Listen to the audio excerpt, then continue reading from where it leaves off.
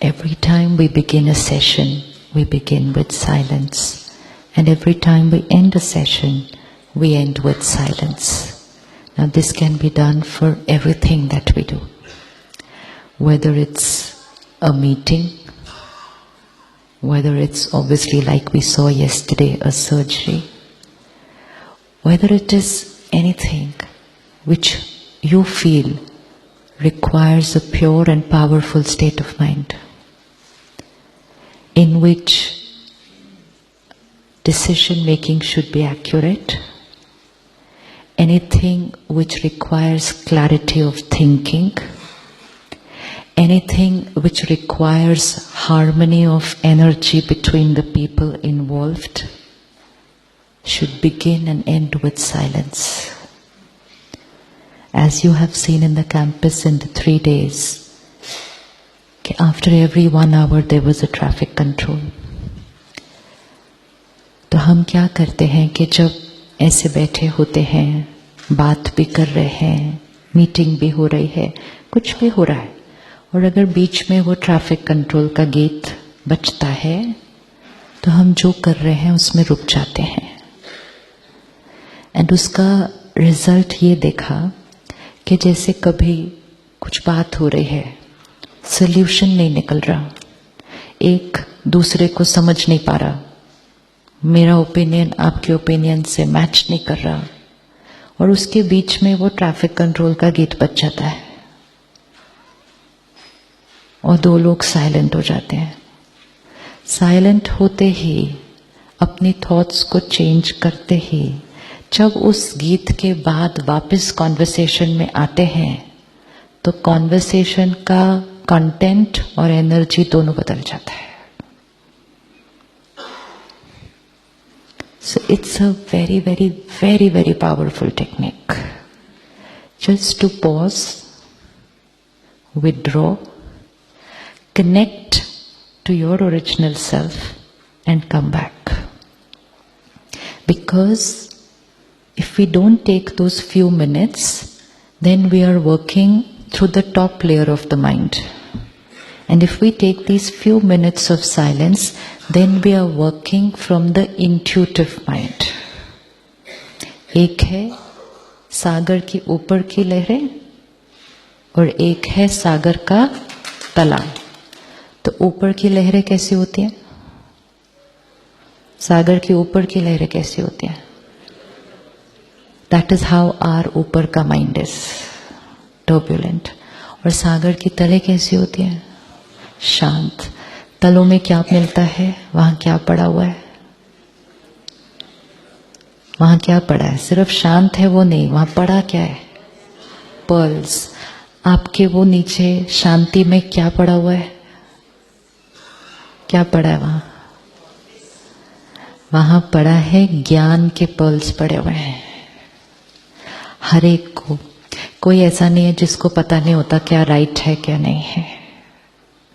लेकिन वो विजडम जो नीचे है वो कभी कभी ऊपर की बातों से ढक जाती है. और फिर जब हमें डिसीजन लेना होता है तो हम औरों से पूछते हैं, आपको क्या लगता है मुझे क्या करना चाहिए? आंसर किसको पूछना चाहिए? आंसर किसको पूछना चाहिए? इंट्यूशन. इंट्यूशन. एक ट्यूशन क्लास है जो अंदर चलती है. टीचर बैठा है, लेकिन वो टीचर कहाँ है? 2 मिनट साइलेंस पे बैठेंगे तब मिलेगा वो टीचर. तो कोई भी डिसीजन लेने से पहले ये 2 मिनट साइलेंस एक्सपेरिमेंट करके देखना शुरू करें. आपका logical mind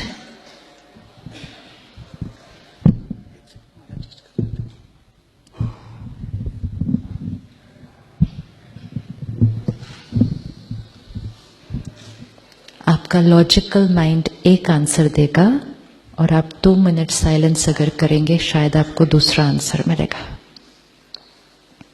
and even for small things. Just now 10 minutes back, looking at the weather, we were contemplating whether to go by train or by flight. And I was like, train, flight. ऐसा होगा, वैसा होगा, ऐसा करे, ऐसा करे. I said, let's go and sit in Baba's room for 2 minutes. And 3 people went. And when 3 people came out, they had one opinion. Before going in, all 3 were different. Different means everyone was right, but everyone had, ऐसा करेंगे तो ऐसा हो जाएगा, ये करेंगे तो ये हो जाएगा, वो करेंगे तो वो हो जाएगा. इतने लोगों ने जाना है, 25 लोगों ने उस फ्लाइट से जाना है, नहीं हो तो 25 लोगों को संभालना है, कैसे करेंगे? तो 3 people went inside only for 2 minutes. Only for 2 minutes. Came out and everybody had the same answer. This has happened just 10 minutes before coming into this hall. So that 2 minutes is very important. 2 minutes to connect to your own intuition, and most important, 2 minutes to ask. 2 minutes to ask Him. परमात्मा का ज्ञान और शक्ति हमेशा हमारे साथ होती है, वो तो कॉन्स्टेंटली दे रहा है. गॉड इज लाइक द सन, वो कॉन्स्टेंटली रेडिएट कर रहा है, लेकिन उसकी पावर को कैच करने के लिए हमारी फ्रीक्वेंसी, वो तो सबको दे रहा है, वो ऐसे थोड़ी है इसको दे रहा है इसको नहीं दे रहा. जो मेडिटेशन रूम में बैठा है उसको दे रहा है, जो बाहर बैठा है उसको नहीं दे रहा, ऐसा थोड़ी है, वो तो कांस्टेंट है. लेकिन उसको कैच करने के लिए हमारी माइंड क्या होनी पड़ेगी? ऊपर का स्ट्रेस, फियर, एंजाइटी, कंफ्यूजन, उसको साइलेंट होना पड़ता है.